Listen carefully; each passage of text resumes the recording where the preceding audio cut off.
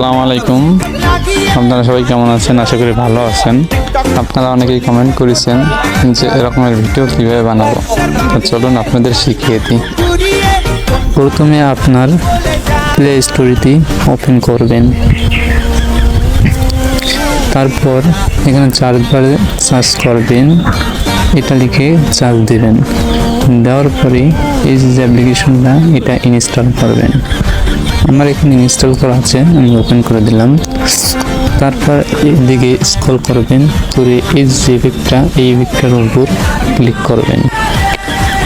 Click করার পরে এই জায়গায় ট্রাইনতে ক্লিক করবেন। এরপর আপনার গ্যালারিটি শো হবে।